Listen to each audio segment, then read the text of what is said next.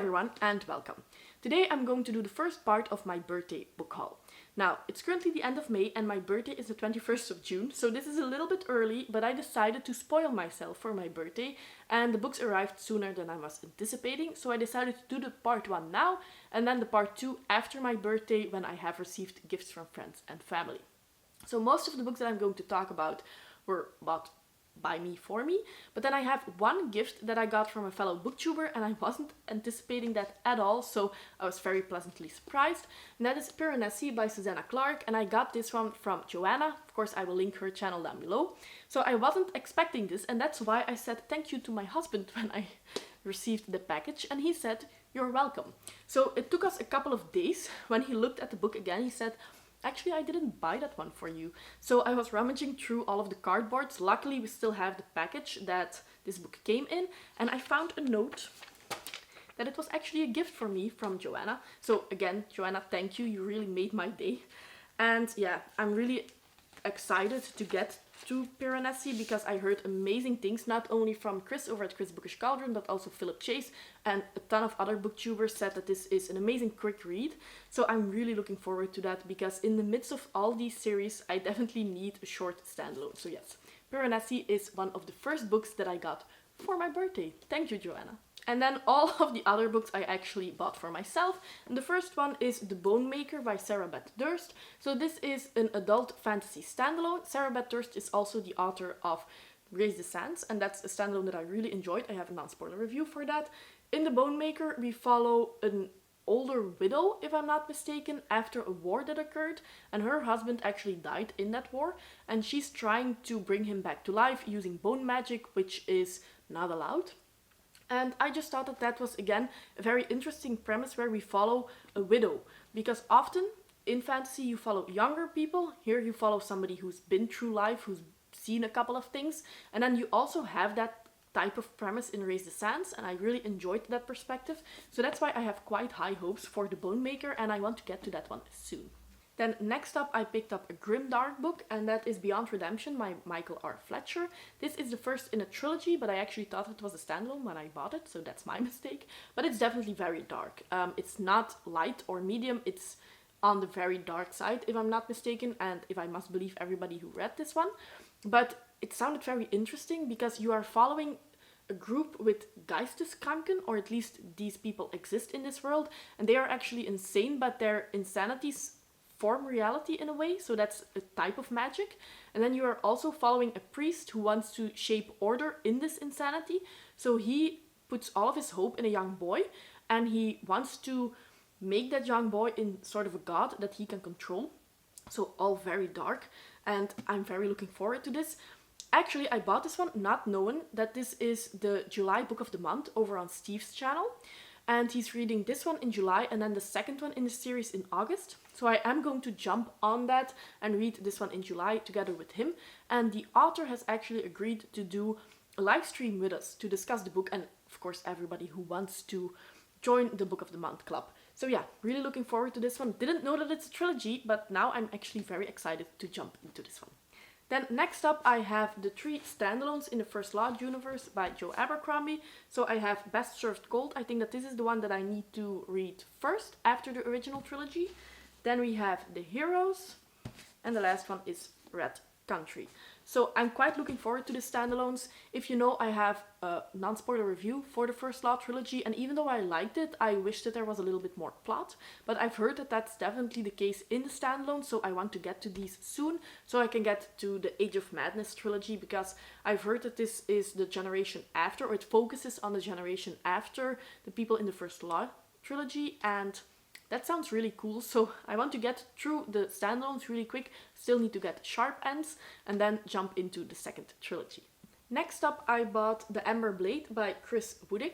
This is epic fantasy and it's actually the first in a series, but the second one will not come out anytime soon. However, I recently heard Sarah Reeds talk about this book and she said that it has a really strong friendship in it and she really enjoyed the story. She also said that it can be read as a standalone, so that you shouldn't be afraid to pick it up even though the second one isn't coming anytime soon. And that's what I decided to do. In this book you follow 2 friends, and one of the friends' father has been executed, and then both of them get dropped or imprisoned in a mine to work until they die, but somehow they escape and it follows their journey from there on. So I don't really know what else it is going to be about, but a strong friendship is always something that I'm looking for in fantasy. That also means that it's immediately quite character driven, in my opinion, so I am quite excited. It's a very thick book, however. It's 824 pages, and yeah, we'll see when I get to it, but the cover is beautiful, the premise is very interesting, and I've heard good things about it, so I'm excited to pick this one up. Then a trilogy that you've already seen on the channel, because I am hosting a read-along together with some other booktubers for this entire trilogy starting in August, and that is the Ash and Sand trilogy by Richard Nell. So starting with Kings of Paradise, then we have Kings of Ash, and the last one is Kings of Heaven. I'm really looking forward to this one. This is medium grimdark, so it's definitely a step up from the First Law trilogy by Joe Abercrombie, and I have read the first chapter of the first book, and it immediately starts with somebody cooking a child, so yeah, it's definitely darker than what I'm used to, but I'm quite intrigued by that, and I can't wait to read the first book. So again, 3 books that I'm very happy to own. Then I picked up an adult fantasy standalone, and that is The Counselor by A.J. Beaton. This one I actually picked up because Patrick Leo had some very positive things to say about this one, and he also said that there was a lot of political intrigue, which is something that I always enjoy in books. And in this book we follow a newly appointed counselor in this kingdom or queendom, and she has been appointed as counselor because the queen has been murdered, or at least she very suddenly died. Now, in public, she needs to appoint a new queen, but in private, she is trying to figure out who murdered the old one, and she does suspect that there is usage of magic involved. So yeah, this sounds very interesting, and I do hope that I can get to it soon. If I'm not mistaken, it's not that long. It's under 500 pages, so I hope that I can squeeze it in summer, because it sounds like something that I will love, and a standalone, like I said before, is always welcome on my TBR. Then I picked up Sword of Kaigen by M.L. Wong. This is again a standalone, an adult fantasy standalone. It's a pretty long book. Well, it's 600 pages, which is doable for adult fantasy, but it's definitely not short. And I've heard a lot of great things about this one from Stacey's All Booked and also from Sarah Reeds. Here you, among other people, because I think that this is multiple POV, even though I'm not entirely sure, but you follow a mother, and that's again quite similar to Raise the Sands in that aspect, because there we also follow a mother, and I quite enjoyed that perspective, so that's why I have quite high hopes for this one. And this is also already on my TBR, because I am going to read this as a read-along in August. So if you want to join, you can definitely do that. We will have a spoiler-filled discussion for the book at the end of the month. And yeah, I didn't really hear anybody on the entirety of BookTube say anything bad about this one, to be honest. And I've heard a lot of people rave about it in the last year, so my hopes are high. Then I picked up a Greek mythology retelling, and that was Ariadne by Jennifer Saint. So in this book we follow the story of Ariadne, I suppose, and the Minotaur, or at least that will have some connection to this one. If you know Greek mythology, that's all I know because I read Circe, and you have a mention of Ariadne in that one. That's why I don't know anything about Greek mythology, to be honest. And I've heard some good things about this, but A Frolic Through Fiction, for example, said that if you know a lot about Greek mythology, this will all be known. There's not really a lot of extra in this book. However, like I said, I don't know a lot about Greek mythology, so I think that I will enjoy this one. Again, it's a quite short read, it's under 400 pages, and to be honest, I did quite well with picking up standalone, so I'm proud of myself. This is again one that I hope to get to quite soon. Okay, so 3 more books to show you. We are slowly getting to the end of the book haul. The next one that I wanted to talk about is Black Sun by Rebecca Roanhorse. So this is the first book in a new trilogy that is influenced by pre-Columbian America, or at least that culture, and I'm quite excited for that because I always like it when books are influenced by a culture or influenced by some folklore. It always feels like I'm learning something along the way, which is quite nice. And I also think that you have a very strong influence of religion in this book. I've seen a ton of reviews for this one, but if you watch a lot of reviews and a lot of booktube, after a while they all blend together, but I'm quite certain that there is religion here and that you have a sun priest. Yes, I think so.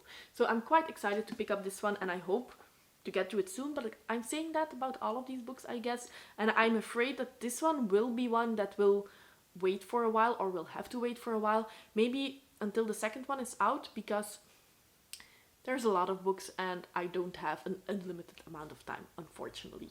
And then one that I will get to soon, even next month, because it's on my TBR for June, that is Shadow's Return by Lynn Llewellyn. I actually bought the entire Night Runner series, I think, with the exception of the short stories collection.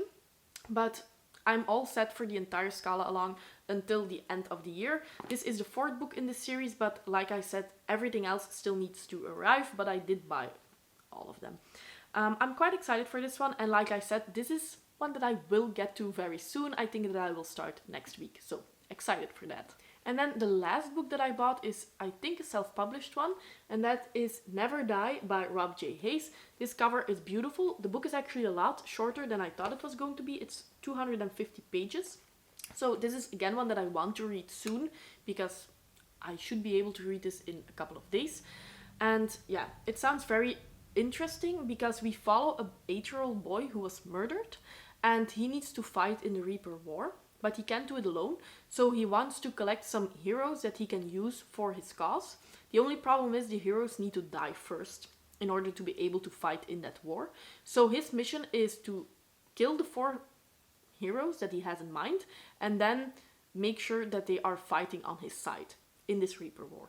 So there's a lot of God influence here, and that's something that I always like in fantasy. I also think that the setting is Asian inspired, so yeah, my hopes are quite high for this one, and I hope to read it soon. So that's the first batch of books that I got for my birthday. Most of them, as I said, I decided to buy to spoil myself, but I had one very unexpected gift. Again, thank you.